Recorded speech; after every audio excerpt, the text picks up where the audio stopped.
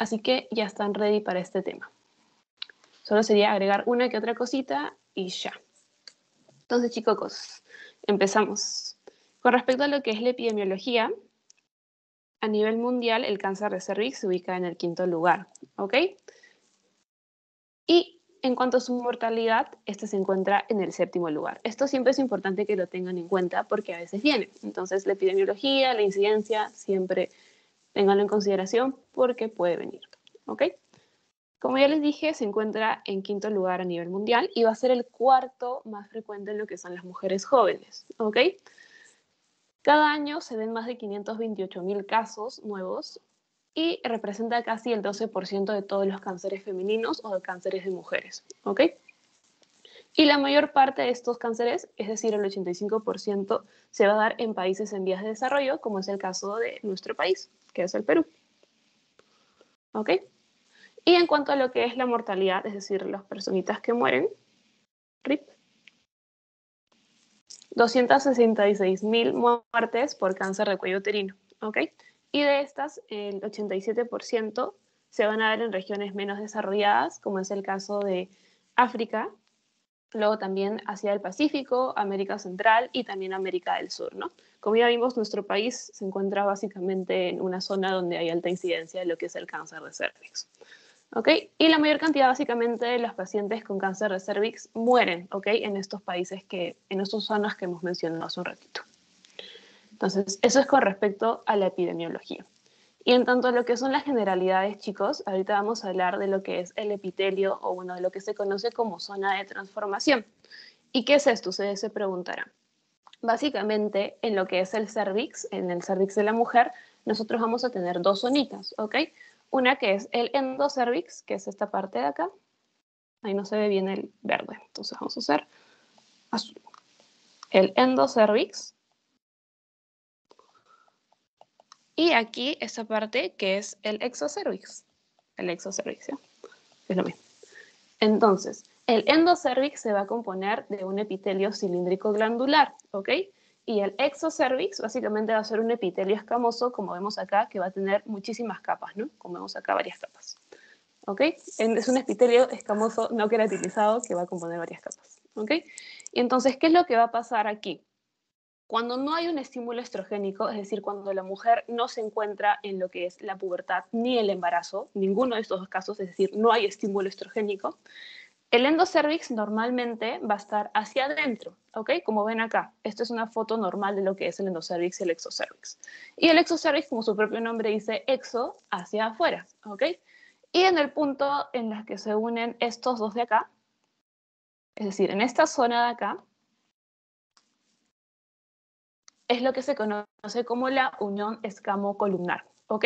Y esto básicamente va a estar presente cuando la mujer es una niña, es decir, todavía no ha pasado por la pubertad ni por el embarazo, ¿ok? Unión, perdón, escamocelular, ¿ok?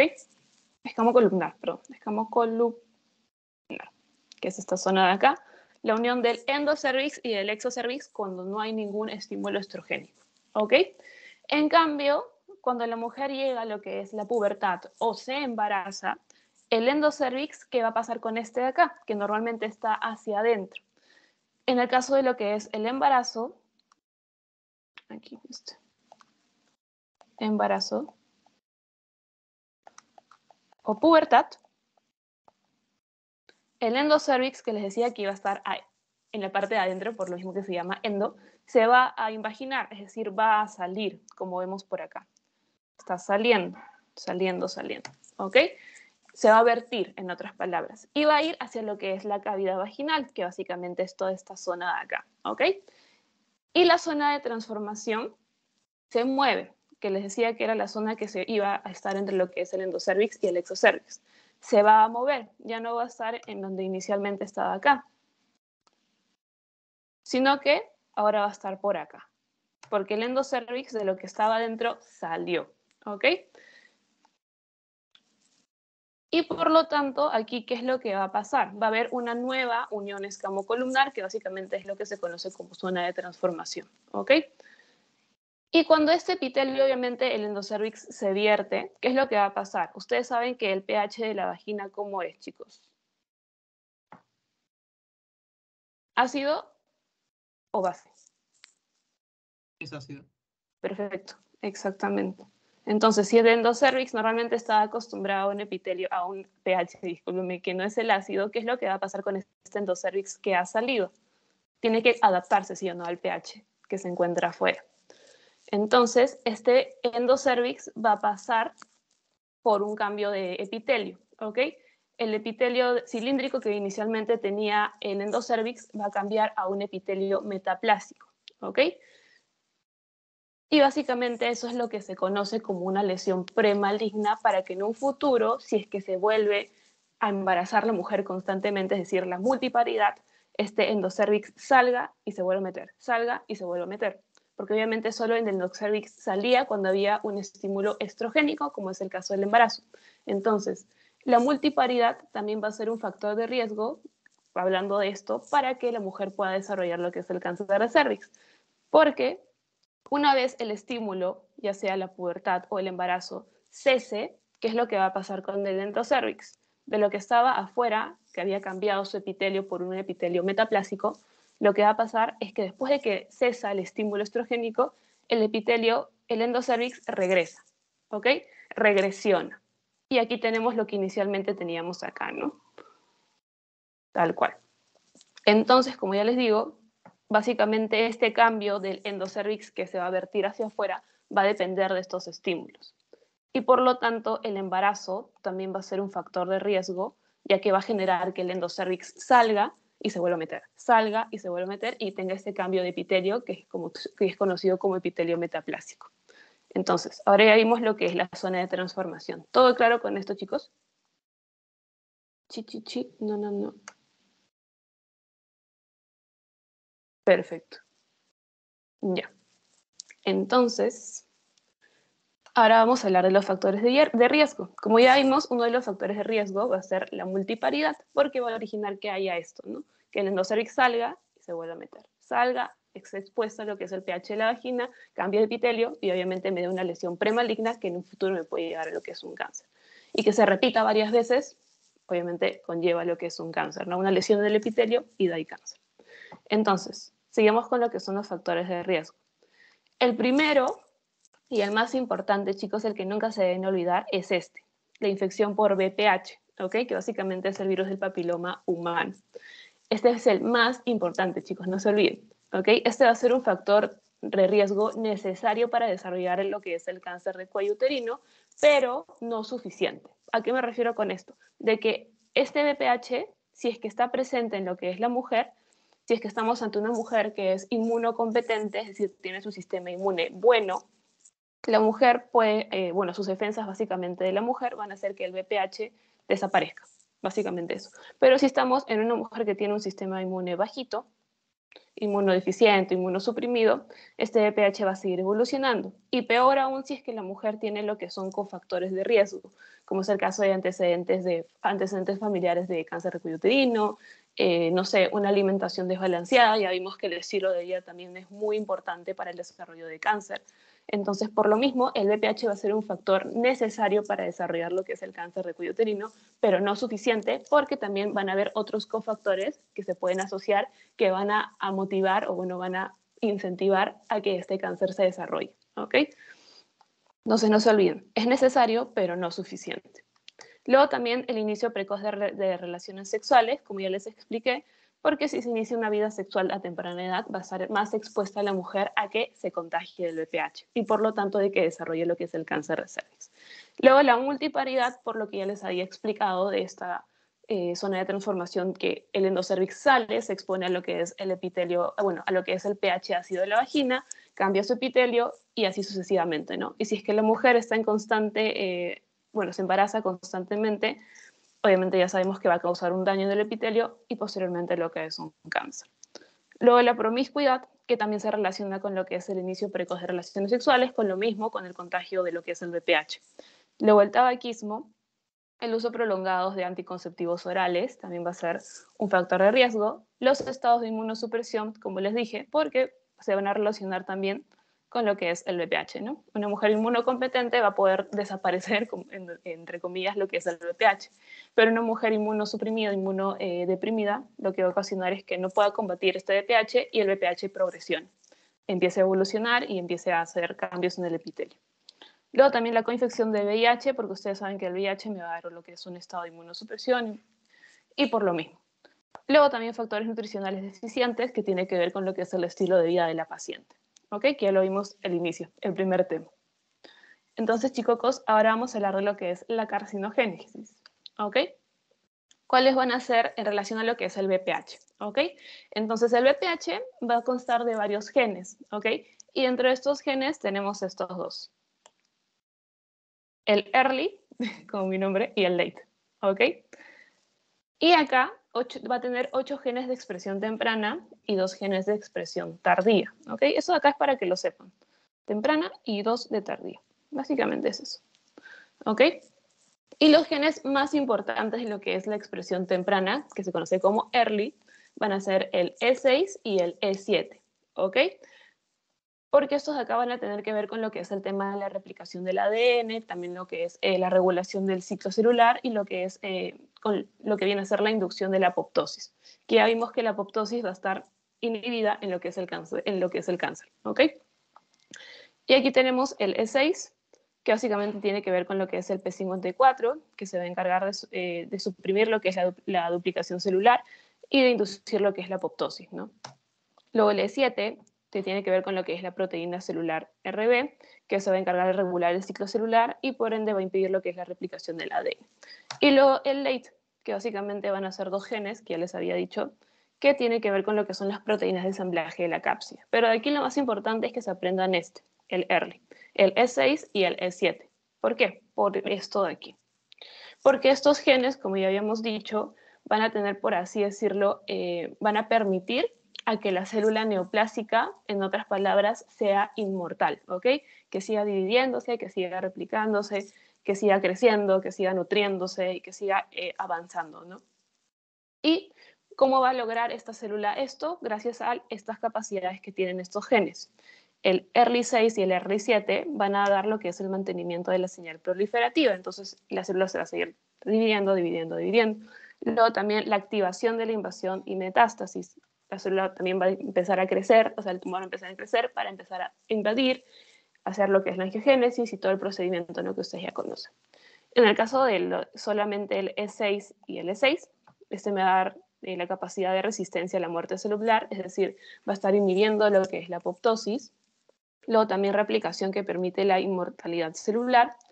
Y en el caso del E7 solo, va a tener la evasión de los supresores de crecimiento y la inducción de lo que es la angiogénesis, que básicamente eso se relaciona con la diseminación, ¿no?, que ya vimos hace un ratito. Entonces, esos son la parte de la carcinogénica de lo que es el VPH, que van a tener estos genes, que son el early y el late, pero los más importantes siempre van a ser el early, que es el E6 y el E7. ¿Ok? No se olviden de esto. Y que básicamente estos genes van a tener estas capacidades para que el tumor, en otras palabras, el cáncer sea inmortal, ¿no? Y empiece a avanzar, avanzar, avanzar, que ustedes ya conocen. Y aquí está, chicos. En el caso de lo que es el VPH, seguimos hablando del VPH, no se olviden. Vamos a tener aquí más de 30 tipos, ¿ok? De los cuales solo 15, o bueno, aproximadamente 15 van a ser oncogénicos, es decir, que me van a desarrollar lo que es un cáncer. Y de los más conocidos, es decir, de los más importantes y los que le va a venir en su examen, son estos tipos de acá. Ay, necesito rojo. Ya. El 16 y el 18. Estos dos van a ser los tipos oncológicos, los oncológicos, los que van a dar cáncer, ¿ok? Y estos van a corresponder a más del 70% de lo que es el cáncer de cervix. No se olviden que hay 15 tipos aproximadamente, pero los más importantes son estos dos, ¿ok? Los dos oncogénicos son el 16 y el 18. Y estos me van a dar más del 70% del cáncer de cervix. Esto fue una pregunta en mi ciclo, entonces, ojito acá. Pusieron así, marque con respecto a lo que es el cáncer de cuello uterino, cuál es verdadero, ¿no? Ustedes ya saben cuál es eso, cómo son las preguntas. Entonces no se olviden que los oncogénicos van a ser el 16 y el 18, ¿ok? Y más del 90% de lo que son las verrugas genitales se deben a los tipos 6 y 11, ¿ok? No se olviden de eso, no se olviden de eso. Los oncogénicos van a ser el 16 y el 18, y los que me van a dar las verrugas genitales, el 6 y el 11, ¿ok? Eso es importantísimo, ¿ok? Básicamente se estima que en el mundo en general van a haber 291 millones de mujeres que van a estar portando el VPH, ¿ok? Y como ya les dije, la mayoría de las infecciones por este virus se van a resolver si el sistema inmune de la mujer es bueno, si es competente, ¿ok? Si es que no, ya saben lo que va a originar, ¿no? Y solo lo que son las lesiones persistentes van a tener riesgo. Como ya vimos, en el caso del embarazo, iba a salir lo que es el endocervix, iba a cambiarse un epitelio metaplásico y de ahí, consiguientemente, si es que se repetía este estímulo constantemente, es decir, la mujer quedaba embarazada varias veces, me iba a desarrollar lo que es un cáncer, ¿no? Simplemente por el tema de lo que es el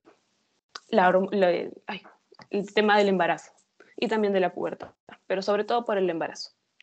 Luego, lo que es el 90% de las mujeres van a presentar lo que es regresión a los 2 años, es decir, el BPH va a desaparecer, en otras palabras. Desaparecer lo digo así para que se lo queden grabado. El 90% de las mujeres. ¿Ok? Y acá, como les había dicho, de los dos tipos, hay 2 tipos principales que me van a dar cáncer, el 16 y el 18. ¿Ok? Siendo el 16 el que tiene más capacidad oncogénica, es decir, el que mayormente me puede originar lo que es el cáncer de cervix. ¿Ok? No se olviden de esto, chicos, lo que está subrayado, porque esto es importante. ¿Ok? 16 y 18, capacidad oncogénica, 6 y 11, capacidad de desarrollar lo que son verrugas. Esto también lo van a ver en dermatología cuando lleven medicina 3. Dermato es bien bonito. Y siendo el 16, en el caso de los oncológicos, el que tiene mayor capacidad oncogénica. ¿Ok? No se olviden. Y tampoco no se olviden que el VPH, si es que estamos en un caso de que una mujer inmunocompetente se contagia, puede desaparecer. O sea, se puede ir del cuerpo de la mujer. ¿Ok?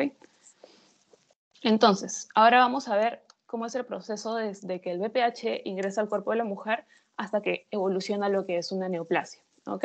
Entonces, ¿qué es lo que va a pasar? La mujer, pongámosle Pepita, aquí está, se junta con Pepito. Estos dos tienen relaciones sin condón y Pepito tenía VPH y Pepita no sabía. Entonces, Pepita se va a contagiar de VPH porque no utilizaron preservativo. Y Pepita no se entera, ¿no? Se contagia de VPH y ¿qué es lo que va a pasar? El VPH, como ya les había dicho, generalmente desaparece por sí sola si la mujer es competente. Pero pongámosle que Pepita tiene un sistema inmune pobre, muy deficiente. Entonces, ¿qué es lo que va a pasar? Que pasa algún tiempo, puede ser entre 0 a 1 año, y si es que esta infección proliferó, me va a dar lo que es una displasia de bajo grado, que es lo que da acá. Displasia de bajo grado, ¿ok? Y esa displasia, como les digo, se puede dar entre 0 a 1 año. Y si es que no se trata, si es que no se diagnostica, si es que Pepita no se va a hacer sus controles a lo que es su posta o su clínica y no se da cuenta que tiene lesiones o una displasia de bajo grado, lo que va a originar es que esto avance a una displasia de alto grado, que es esto de acá, high grade dysplasia. Y esto se puede dar entre 1 a 5 años aproximadamente, ¿no? Y este de acá ya sería la displasia de alto grado. Y obviamente, si es que no se diagnostica, si es que Pepita sigue sin ir a lo que son sus controles, para esto ya habían pasado 5 años, es decir, Pepita no se hizo en ningún momento su papá Nicolau, y no se dio cuenta nunca que tenía lo que es una displasia de alto grado, esto después de unos 15, 10, 40 años, puede evolucionar a lo que es un cáncer de cervix. ¿Ok? Pero aquí es importante también recalcar que en estos dos casos, en lo que es la displasia de bajo grado y la displasia de alto grado, puede haber una regresión de la enfermedad, es decir, regresión de lo que es la displasia. Es decir, ponte que al inicio Pepita tenía un sistema inmune deficiente, muy bajo, y Pepita, no sé, empieza a tener un buen estilo de vida adecuado, empieza a ir al gimnasio, no sé, hace que su sistema inmune se eleve. Hasta el momento de la displasia de alto grado, puede haber regresión, puede desaparecer, ¿ok? Y puede volver a ser un epitelio sano, es decir, un epitelio antes de la infección de VPH, hasta este de acá, hasta la displasia de alto grado. Una vez que ya pasa esto y ya se convierte en cáncer, aquí ya obviamente ya no hay regresión de la enfermedad, ¿ok? Entonces, no se olviden, hay regresión hasta la displasia de alto grado. Una vez que ya pasa a ser cáncer, ya no, ¿ok? Entonces, siempre va a ser importante poder detectarlo, obviamente, en estos dos casos, ¿no? Cuando hay una displasia de alto grado y una displasia de bajo grado y de alto grado, para que así pueda haber un manejo adecuado, se trate estas displasias y pueda haber una regresión, ¿no? De lo que es el epitelio, ¿ok? A ver, ¿qué más? Ay, correcto, ya. Y por ende, obviamente, ¿cómo detectamos si es que hay una displasia de alto grado o de bajo grado? Por medio de lo que es el Papa Nicolau. Entonces, el Papa Nicolau, como ya vimos, es una medida de prevención que me va a ayudar para estos casos, ¿no? Si es que Pepita se hacía su Papa Nicolau cuando les correspondía, es decir, cada 3 años, en este caso, porque Pepito era una pareja sexual que se encontró por ahí. Bueno, cada año, perdón, en el caso de que Pepito haya sido una pareja sexual que se encontró por ahí en una fiesta, Pepita se debía haber hecho su Papa Nicolau cada año. Si es que Pepita se hubiera dado cuenta a tiempo, por ejemplo, lo hubiéramos detectado en una displasia de bajo grado y se le hubiera dado tratamiento y se hubiera regresionado. Pero como Pepita en ningún momento se hizo lo que es el Papa Nicolau los años y evolucionó a esto, a un cáncer. ¿Ok? Entonces no se olviden de esto. Entonces, para recalcar también, para mencionar que estas dos de acá, la displasia de bajo y de alto grado, van a ser lesiones premalignas, ¿ok? Que pueden regresionar. No se olviden de eso. Lesiones premalignas que pueden regresionar. Una vez que ya se habla de cáncer, ahí ya no hay regresión, ¿ok? Entonces, acá tenemos otro cuadrito un poquito para explicarlo más. Y básicamente, como ya les dije, se empieza la vida sexual. Tenemos un cervix sanito de una mujer que no ha tenido ninguna relación sexual anteriormente. Y, ups, se contagió. Pepita, ¿no? Se contagió en lo que es la relación sexual. Y aquí, en el momento en el que hay la infección, obviamente va a haber lo que es el cervix infectado por VPH. Y como ya les dije, puede regresionar a lo que es un cervix normal, es decir, un cervix antes de la infección, o puede evolucionar, ¿ok? A lo que es una lesión precancerígena o una lesión premaligna, que era lo que se conocía como displasia de alto y de bajo grado. Bueno, primero es de bajo grado y luego de alto grado, ¿ok? Y como ya les dije, estas displasias, hasta la de alto grado, puede haber regresión, es decir, puede volver a ser un epitelio normal, perdón, un cáncer, bueno, un cervix normal. Sin embargo, como les mencioné al inicio, si es que se le agrega otros cofactores, otros factores de riesgo, por ejemplo, virales, pues supongamos que Pepita tiene VIH, también puede ser también va a contribuir a que esta regresión no se dé y que siga la progresión, ¿no? De lo que es el cambio de epitelio y que me origine lo que es un cáncer. Luego también genéticos, es decir, si su mamá de Pepita tuvo, no sé, cáncer de cervix, si su abuelita de Pepita también tuvo cáncer de cervix, luego los medioambientales, el estilo de vida, como ya les mencioné. Y una vez que tenemos las lesiones premalignas junto con lo que son los cofactores de riesgo, que son estos de acá, y no se da cuenta, no se trata y sigue evolucionando la enfermedad, va a haber una invasión y obviamente ya se va a originar el cáncer propiamente dicho, ¿no? Y como les dije al inicio, el periodo entre lo que es la exposición del VPH y hasta que se desarrolla el cáncer puede durar entre 10, 15 años hasta 40 años, ¿ok? Entonces, siempre va a ser importante realizar un Papa Nicolau para ver si es que estamos ante una lesión de bajo o de alto grado, una displasia de bajo o de alto grado. Y aquí, chicos, esto de acá básicamente era la clasificación de cómo se conocían antes lo que ahora se llama displasia leve, displasia moderada, displasia grave y carcinoma in situ, ¿no? Que es el cáncer de por sí. Y antes se conocía así, el SIL, que básicamente son lesiones intraepiteliales de bajo grado, de alto grado, pero esto de acá ya no se usa, entonces lo que se deben de recordar es porque esta es la clasificación actual. Displasia leve, moderada, grave e in situ. ¿Ok? Entonces, todo claro con lo que es cómo es que se produce el cáncer cuando hay infección del VPH. Sí, perfecto. Perfecto. Ya, entonces pasamos.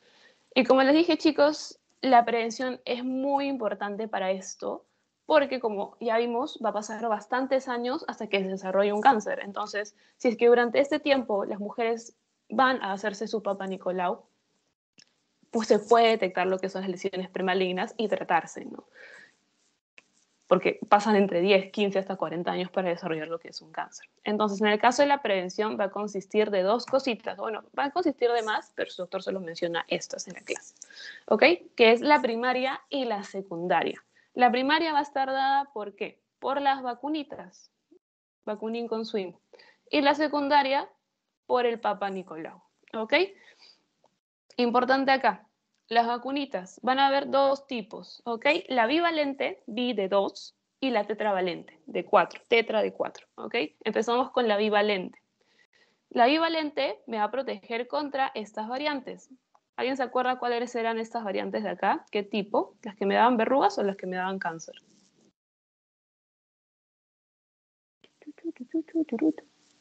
Los que te dan cáncer. Perfecto, exactamente. ¿Ok? El 16 y el 18. No se olviden que la 16 va a ser la más oncogénica o oncogénica. Y el nombre comercial básicamente va a ser el Cervarix, ¿ok? Consiste en 3 dosis y se administra luego de la primera dosis al mes y luego la segunda dosis, bueno, la tercera dosis a lo que es al 6º mes, ¿ok? Pero lo que se tiene que acordar es que la bivalente me va a proteger contra estas dos cepas, estos dos tipos, el 16 y el 18, que van a ser los oncogénicos, ¿ok? Y la tetravalente, que es de 4, me va a proteger contra estos, el 6, el 11, el 16 y el 18. Si estos eran los oncogénicos, estos de acá eran los que me originaban verrugas, ¿ok? Entonces me protege contra lo que son los tipos más frecuentes, ¿ok? No se olviden de eso. La tetravalente me va a dar mayor protección contra lo que es el tipo 6, 11, 16 y 18, ¿ok? No se olviden. ¿Y para quién está indicado? Idealmente para las mujeres que aún no inician su vida sexual, porque obviamente una vez iniciada su vida sexual ya van a estar expuestas a contagiarse del VPH, ¿ok? Y aquí tenemos sobre todo a las niñas entre 9 y 13 años, que básicamente son las niñas que están en el colegio, ¿no? Por eso siempre es que el Ministerio de Salud está incentivando la vacunación en las niñas de esta edad. Y también se puede dar hasta los 26 años, pero siempre va a ser ideal antes de empezar lo que es la vida sexual. Pero no es que sea un requisito para que te puedas vacunar, ¿no? Si es que has empezado tu vida sexual, igual te puedes vacunar. Y estaría bien que lo hagas, la verdad. Y por eso dice, ideal antes de la primera relación sexual, ¿ok? Y estas vacunitas básicamente me van a proteger de lo que son las lesiones precursoras del cáncer, ya vimos lo que era la displasia de bajo y de alto grado, hasta un 100%, ¿ok? Y de las verrugas genitales me va a proteger hasta en un 95%, ¿ok? Entonces, lesiones precursoras de cáncer, 100%, y verrugas genitales, 95%, ¿no? Si es que estamos hablando de las verrugas genitales, ya sería la tetravalente, porque la otra, la bivalente, no me protege contra las verrugas, ¿ok? No se olviden. Y estas de acá, las vacunas, eran la prevención primaria, ¿ok? No se olviden, prevención primaria, ¿ok? Y luego tenemos acá a la prevención secundaria, al famoso Papa Nicolau, que básicamente es importante porque ha disminuido lo que es la incidencia del cáncer de cervix y la mortalidad. Aquí la incidencia en lo que es en un 75% y la mortalidad en un 74%. Porque obviamente me van a poder ayudar a identificar lesiones precursoras de lo que es el cáncer en un momento oportuno y así poder tratarlo y evitar a que progresione lo que es un cáncer. ¿Ok? Ya les había dicho que el primer Papa Nicolau se realiza cuando una vez se inicia la vida sexual y dependía si era 1, 2, 3 años, si es que la mujer tenía pareja sexual estable o no. Si es que tenía pareja sexual estable, era cada 3 años estable. Y si es que no, cada año, ¿no? Porque es importante realizárselo cada año porque obviamente va a estar más expuesta a que se pueda contagiar. Este de acá tiene baja sensibilidad, es decir, tiene una tasa de falsos negativos hasta en un 20%. Y es importante porque puede determinar si es que hay células atípicas, ¿ok? Y aquí, esto también fue pregunta de examen. ¿Cuándo es adecuado suspender el Papa Nicolau? Cuando ya la mujer tiene más de 70 años. ¿Ok? Cuando ya tiene más de 70 años ya no se debe realizar un Papa Nicolau en las mujeres. Básicamente es eso. Y aquí básicamente eso es para conocimiento, ¿no? La tasa de detección. Pero eso de acá nunca han preguntado. Pero esto de acá sí. ¿Cuándo es adecuado suspender el Papa Nicolau? Cuando la mujer ya tiene más de 70 años. ¿Ok? Mujeres mayores de 70 años. Pero no se olviden, antes de pasar al otro, que la prevención primaria va a estar dada por las vacunitas, vacunin con swing, no se olviden, Y la secundaria por lo que es el Papa Nicolau, ¿ok? En la primaria las vacunas van a haber dos, la bi y la tetravalente. La bi solo me va a proteger contra los tipos oncogénicos, que es el 16 y el 18, y la tetravalente contra todos, contra los que me daban verrugas genitales, que era el 6 y el 11, y contra los que eran oncogénicos, que era el 16 y el 18, ¿ok? Y idealmente se debería de administrar lo que es la vacunación antes de la primera relación sexual. Pero si no, normal.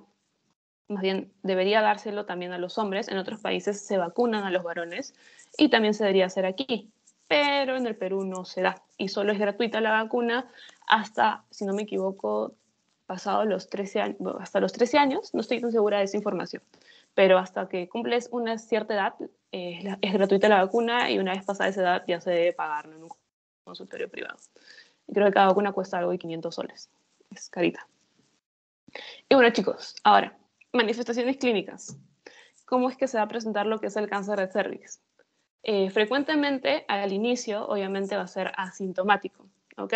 Por eso es que las mujeres tardan mucho en llegar a lo que es una consulta ginecológica o oncológica, ¿no? Pero cuando ya se empiezan a manifestar lo que son las clínicas, la primera va a ser, el primer síntoma va a ser la metrorragia, ¿ok? Que básicamente va a consistir en lo que es el sangrado entre el periodo de lo que es el ciclo menstrual, o sea, todo el ciclo va a haber sangrados y que sobre todo van a ser post relaciones sexuales, ¿ok? La metrorragia. Luego también va a haber lo que es un flujo cero sanguinoliento y de mal olor. Sobre todo las mujeres van a referir que huele como a pescadito. Ahí está, pescadito. Luego también, si es que hay obviamente pérdida de sangre cuando no debería haberla durante todo lo que es el ciclo, puede haber lo que se conoce como metrorragia crónica. Y esto puede desencadenar en que la mujer padezca lo que es anemia, ¿ok? Luego también puede haber dolor pélvico y lumbosacro, edema de miembros inferiores, síntomas urinarios y rectales. Esto ya es cuando el cáncer ha avanzado mucho y ya está comprometiendo lo que son otras estructuras, ¿ok? Puede haber avanzado en el caso de lo que son los síntomas urinarios, puede estar comprometiendo lo que son el uretre y puede estar obstruyendo, ¿no? Y así. Luego también acá tenemos otros síntomas, el sangrado vaginal, las relaciones sexuales dolorosas, el problema al orinar y lo que es el edema en piernas, ¿ok? Ahí. Y ahora, chicos, ¿cuál va a ser el diagnóstico? ¿Cómo es que vamos a poder darnos cuenta de una lesión premaligna o de un cáncer? ¿Cómo? ¿Por medio de qué? De este de acá. Ay, no pasa. No pasa. Ya. Bueno, antes de mencionarlo, este de acá. Cuando el cáncer de cervix ya se encuentra en un estadio avanzado, normalmente cuando el doctor o la doctora abra lo que es el canal vaginal con el espéculo, de frente se va a ver lo que es una tumoración, ¿no? Un tumor exofítico, verruguitas, entonces ya se ve como que se trata de un cáncer, ¿no? Como algo así. Ya lo vemos como... Bueno, ¿dónde tengo acá? Acá. Como ya sería como unas tumoraciones, colores blanquecinos, mal olor, entonces ya nos podríamos estar orientando a que se trata de un cáncer, ¿no? Cuando está en un estadio avanzado, porque simplemente con la macroscopía se puede ver. Sin embargo, cuando estamos ante lo que es un cáncer, iniciando una lesión premaligna o iniciando lo que es un cáncer, no se va a poder detectar con lo que es la macroscopía, es decir, al verlos a simple vista. Y para lo cual vamos a necesitar esta técnica, que se llama la colposcopía, ¿ok? Que básicamente va a ser una técnica que me va a permitir una visión magnificada, es decir, una visión ampliada de lo que es el epitelio, ¿ok? Va a ampliar la vista del cervix y se va a poder observar si es que hay o no hay lo que son lesiones, ¿ok? Y para esto me voy a ayudar de dos soluciones, la que es el Lugol y el ácido acético. El Lugol ya lo conocen seguro de química, porque en química siempre hacen experimentos con Lugol. Entonces, chicos, empezamos con lo que es el ácido acético. Ojito acá, ¿ya? Ojito, oídos acá. Entonces, ¿qué es lo que me va a permitir el ácido acético? El ácido acético va a penetrar lo que es el epitelio del cervix y va a hacer que exista lo que es una coagulación reversible. Básicamente una coagulación. Lo que les debe importar es que el ácido acético me va a dar lo que es una coagulación en el epitelio del cervix. ¿Ok? Básicamente lo que son las proteínas nucleares, es decir, de las proteínas del núcleo de lo que son las células que se ubican acá, ¿no? En lo que es el cervix, del núcleo de las células. Por lo tanto, un epitelio normal, ustedes saben que las células, bueno, el núcleo de las células de un epitelio normal van a ser chiquitas, no van a estar agrandadas, va a tener núcleos pequeñitos y no van a tener muchas proteínas para coagularse, ¿ok? Y entonces no se va a pintar. Sin embargo, en un epitelio o bueno, en unas células cancerosas, la célula va a estar agrandada al igual que su núcleo, ¿ok? Y por lo tanto, si este va a coagular lo que son las proteínas del núcleo, proteína nuclear, voy a escribirle, nuclear, ya está.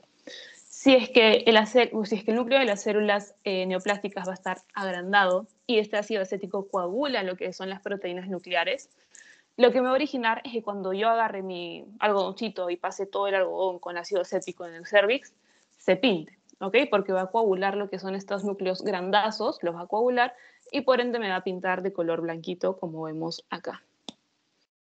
Como vemos acá. Todo esto es una lesión premaligna. Hoy estaríamos hablando de cáncer, ¿no?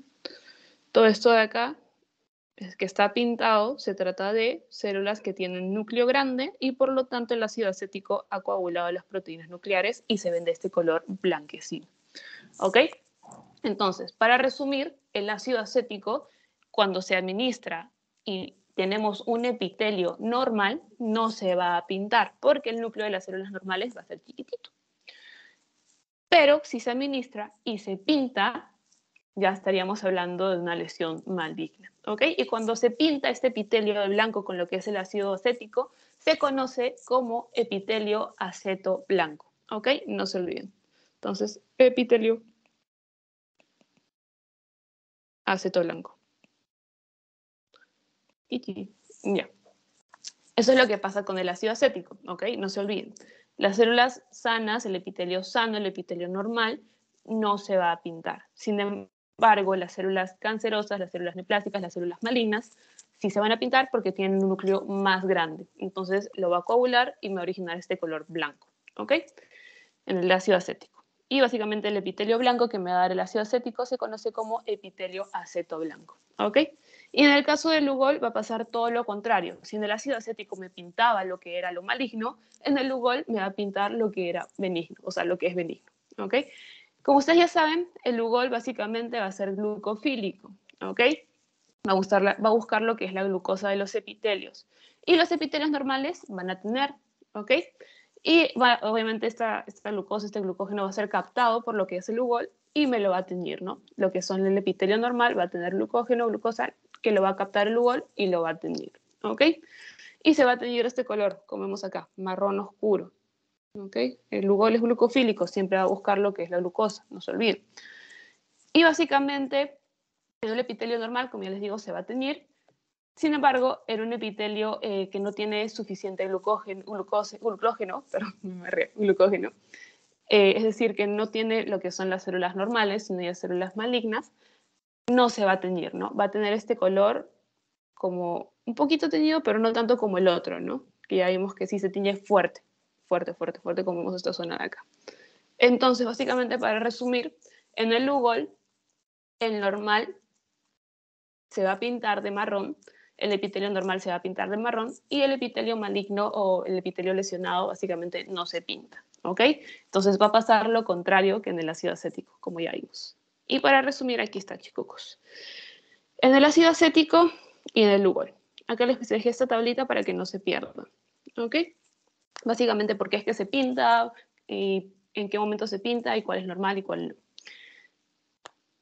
¿Ok? Esto ya lo repasan, todo claro con lo que es cuándo se pinta el ácido acético y cuándo se pinta el Lugol.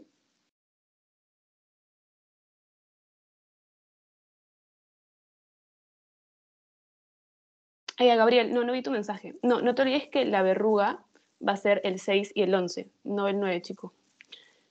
Sí. Perfecto. Ya, lo explico de nuevo, no hay problema. Ya, chicos. Entonces, ¿qué es lo que va a pasar acá? Porro. Ya. El ácido acético, bueno, la colposcopía básicamente va a ser para ver lesiones magnificadas de lo que es el epitelio, ¿ok? Vamos a ampliar la vista y vamos a ayudarnos de dos soluciones. Una va a ser el ácido acético y el Lugol. el ácido acético, obviamente vamos a agarrar un algodón, lo vamos a bañar de ácido acético y lo vamos a pasar por lo que es el cervix de la mujer. Entonces, el ácido acético básicamente va a penetrar lo que es el epitelio del cervix, ¿ok? Y va a generar que haya lo que es una coagulación reversible, lo que son las proteínas del núcleo, ¿ok? Y ustedes saben que un epitelio normal, ¿cómo va a ser el núcleo de la célula? Chiquito, ¿no? Bonito, chiquito. Igual que las células, van a ser chiquitas, no van a estar agrandadas. Y por lo tanto, obviamente, no va a tener mucha proteína nuclear para poder ser coagulada, en este caso, de las células normales. Sin embargo, en una célula maligna, obviamente estas células van a estar agrandadas, feas, con el núcleo también grandazo. Entonces, aquí sí va a haber harta proteína nuclear para que este ácido acético pueda coagularlas. Entonces, al momento de que se coagulan, me va a dar este color blanquecino. Y como ya les dije, el núcleo de las proteínas de las células malignas va a estar ampliado y por lo tanto se va a ver así, ¿no?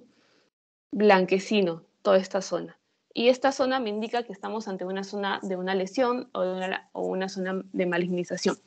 Que en otras palabras, cuando se pinta este color blanco por el ácido acético, se llama epitelio acetoblanco, ¿ok?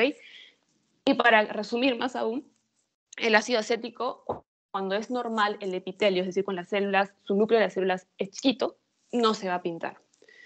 Pero cuando son lesiones malignas, cuando el núcleo de las células, de estas células atípicas, malignas, es grande, obviamente este ácido acético va a poder coagular este núcleo y originar que se dé este color blanquecino y obviamente se va a pintar de color blanco, ¿ok? Y en el caso del Lugol, si el ácido acético me pintaba lo que era lo malo, en el caso del Lugol pasa todo lo contrario. El Lugol me va a pintar lo que es bueno, ¿ok? Me va a pintar lo que es bueno, lo que es un epitelio normal, ¿ok? ¿Por qué? Porque el Lugol es glucofílico. Entonces, las células normales van a tener alta capacidad, alto glucógeno, perdón. Entonces, lo que va a originar es que llame a lo que es el yodo y obviamente capte y lo pinte, ¿ok? Lo pinte. Y esto básicamente por eso. Y en cambio en las células atípicas, en las células neoplásicas, va a haber poquitísimo glucógeno y por lo tanto sí me va a llegar a pintar, pero no como esto, ¿no? Ustedes ven la diferencia acá. Este está casi nada pintado y el de acá sí. Entonces no se olviden. En el Lugol, las células buenas, las células normales, van a estar pintadas. En el ácido acético, lo pintado va a ser lo maligno, ¿ok? Entonces, por eso les digo que es lo contrario, ¿ok? Ahora sí, ¿todo claro, chicos?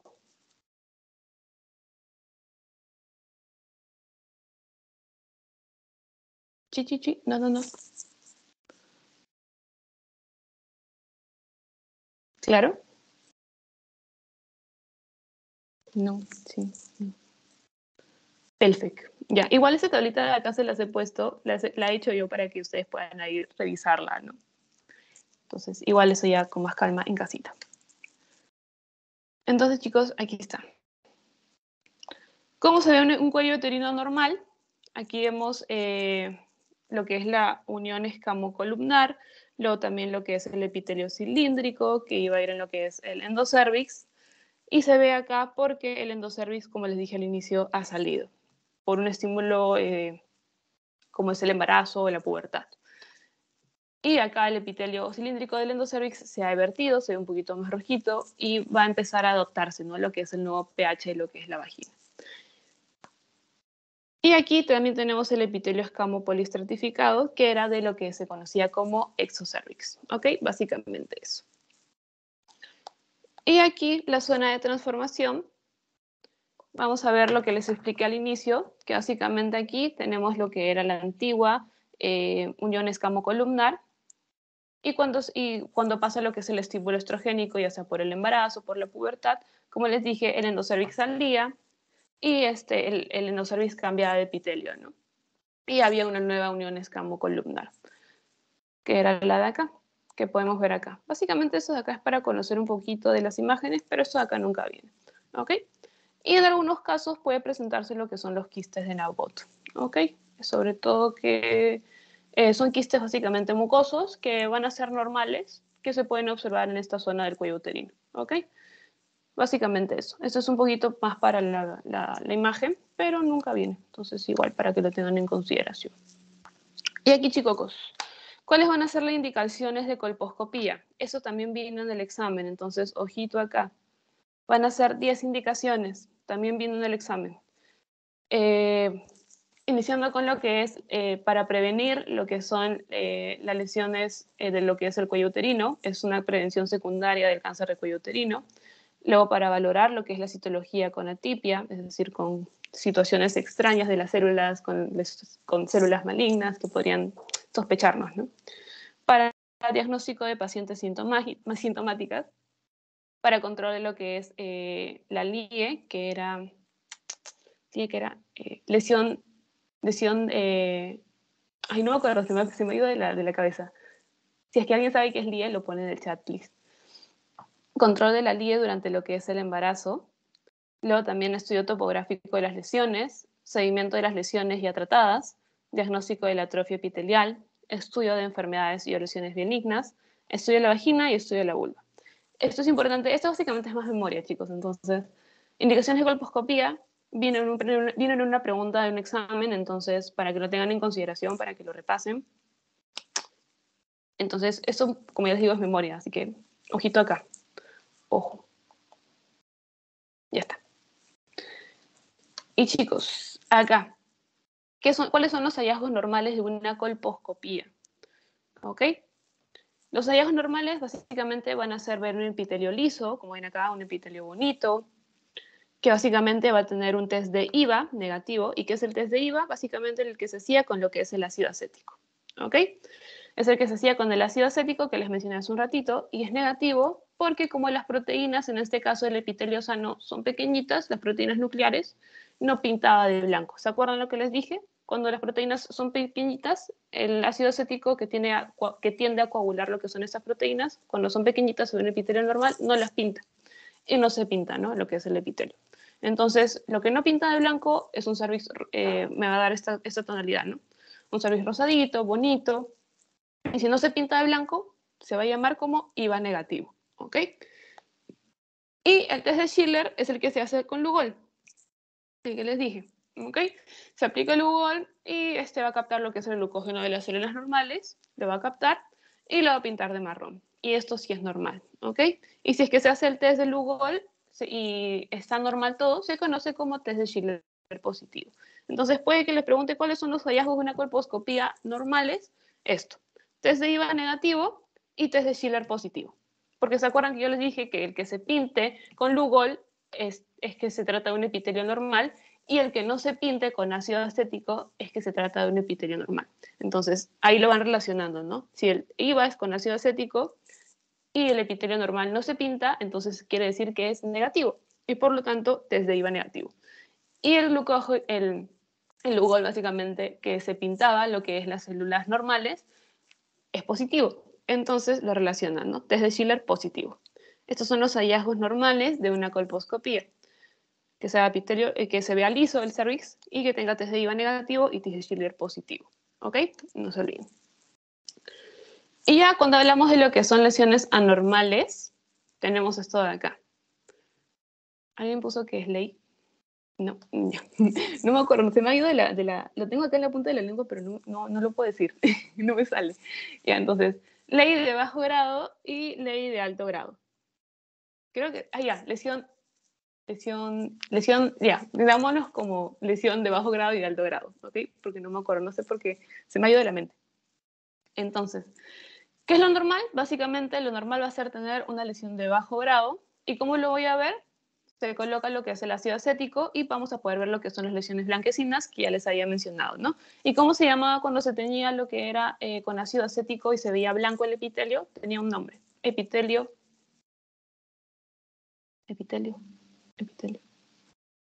¿Se acuerdan?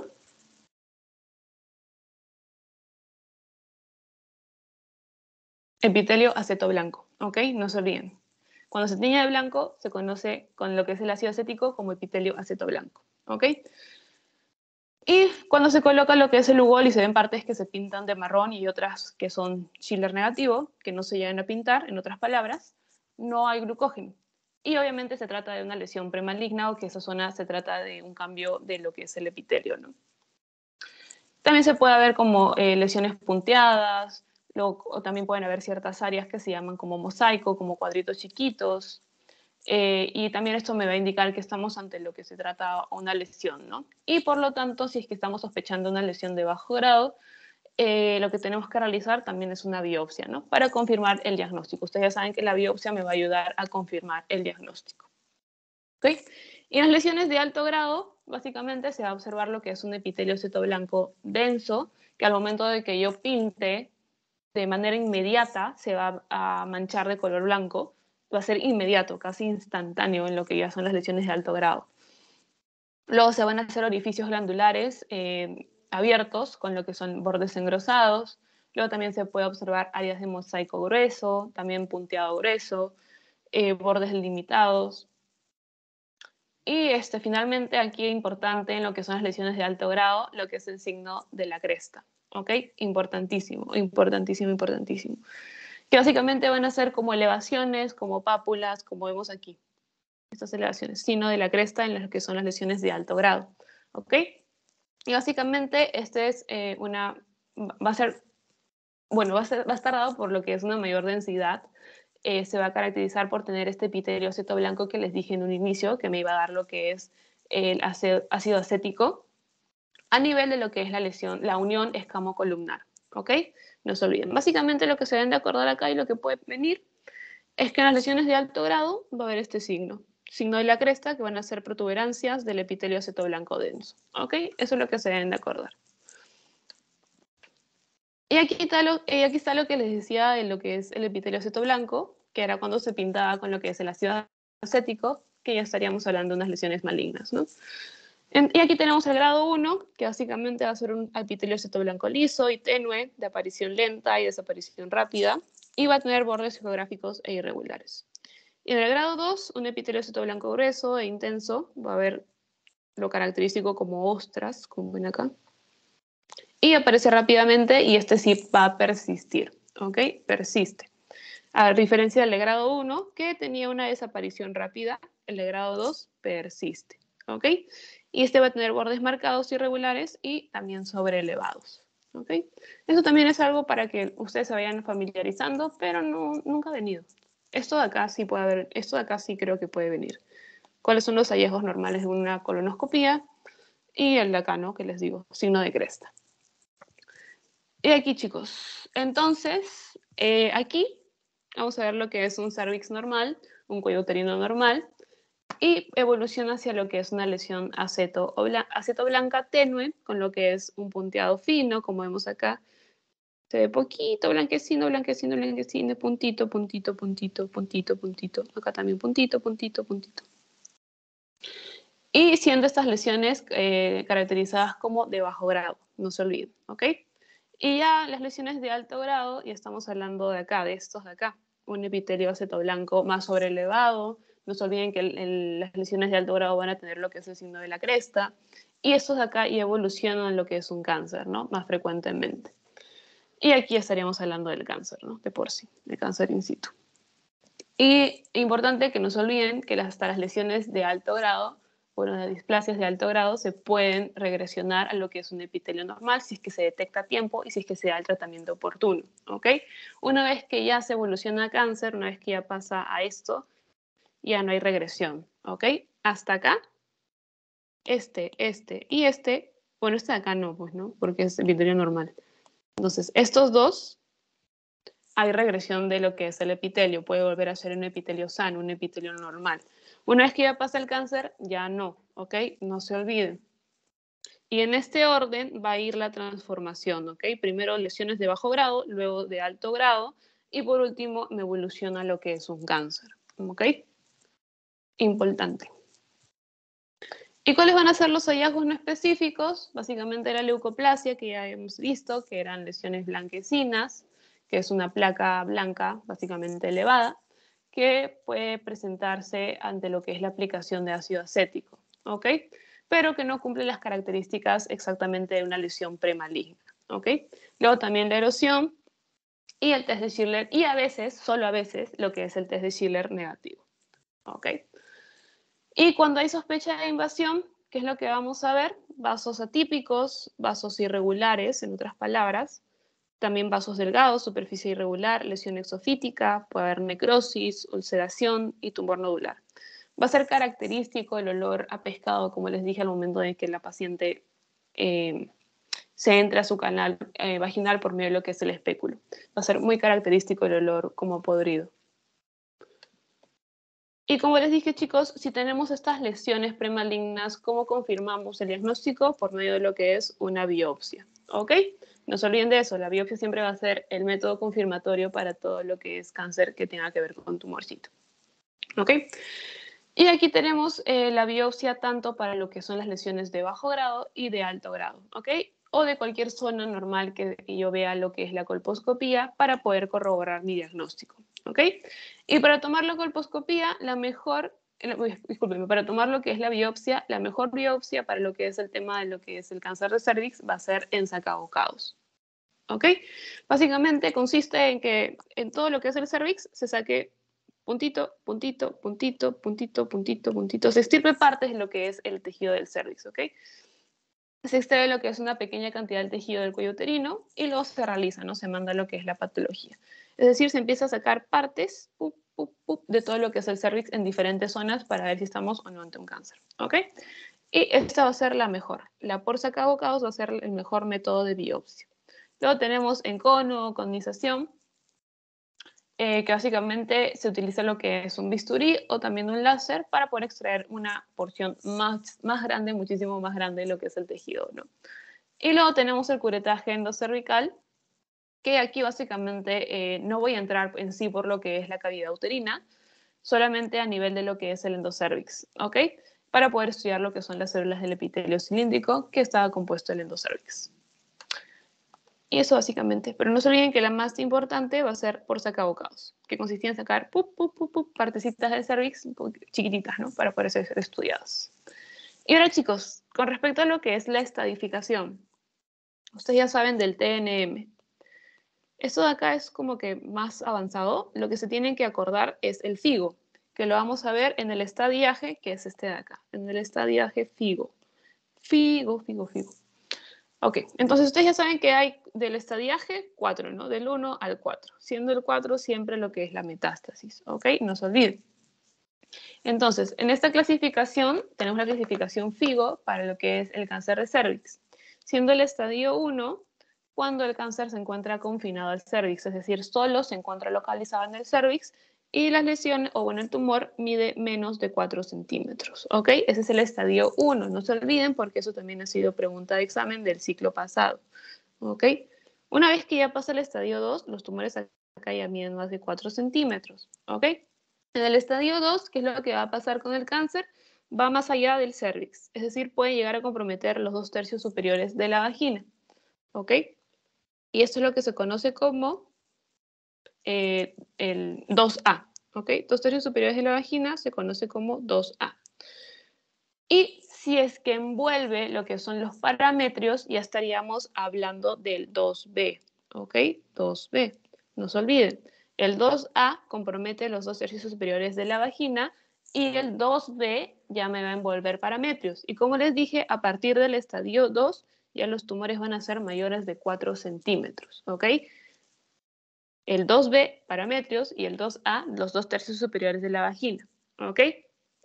En el estadio 3, este se caracteriza básicamente por llegar al tercio inferior de la vagina, que es el 3A, ¿ok? Tercio inferior de la vagina, 3A. Y el 3B ya va a cruzar con lo que es la hidronefrosis porque ya va a empezar a comprimir lo que es la pared, ¿ok? Y cuando los parámetros se comprometen más y los uréteres pasan por ahí, van a bloquear estos y se van a producir lo que es la hidronefrosis, ¿ok? Y básicamente, ¿qué van a hacer los parámetros? Va a ser el tejido graso y el tejido conjuntivo que va a rodear a lo que es el útero, ¿ok? Para que lo tengan en su cabecita para que se ubiquen un poco, ¿ok? Entonces, el 3B se va a asociar a lo que es la hidronefrosis, que básicamente va a ser el bloqueo de lo que son los uréteres, ¿ok? Y va a producir lo que es la hidronefrosis. ¿Por qué? Porque el parámetro ha crecido, para que se acuerden. Y el 3C básicamente es cuando ya hay compromiso ganglionar, tanto a nivel pélvico o también a nivel paraórtico, ¿ok? Ganglionar, pélvico y paraórtico. Y ya el 4, ustedes ya saben que se trata de metástasis, es decir, de diseminación a otras estructuras, a otros órganos, ¿ok? Y el 4A básicamente va a ser diseminación a órganos pélvicos, como es el caso del recto o vejiga, y el 4B ya diseminación a órganos distantes, ¿no? Puede ser pulmón, estómago, colon, entre otros. Bueno, el colon no, porque el colon sería el 4A, ¿ok? Otros órganos que no sean estos de acá, perdón, que no sean estos. Entonces, no se olviden de eso, chicos. Esto sí es importante porque el ciclo pasado vino una pregunta que hacía referencia a este de acá. Decía, un tumor, según la estadificación de FIGO, si estamos hablando de un tumor de más de 4 centímetros que envuelve parametrios, ¿cuál sería el estadio? ¿Cuál creen que sería, chicos?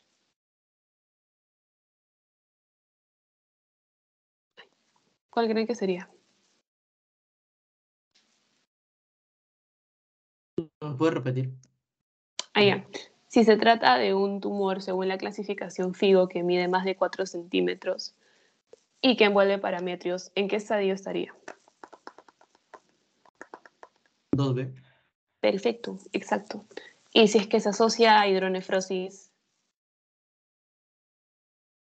3B. exacto. Y así, les pueden ir haciendo esas preguntitas para que vayan sacando de ahí, ¿no? Porque fue pregunta del ciclo pasado, entonces ojito ahí, chicos. Y por último, chicos, ya para terminar, el tratamiento. Los pilares del tratamiento de lo que es el cáncer de cuello uterino van a ser estos, ¿ok? Y obviamente el tratamiento va a depender de lo que es la estadificación FIGO que vimos hace un ratito, que es esta de acá, ¿ok?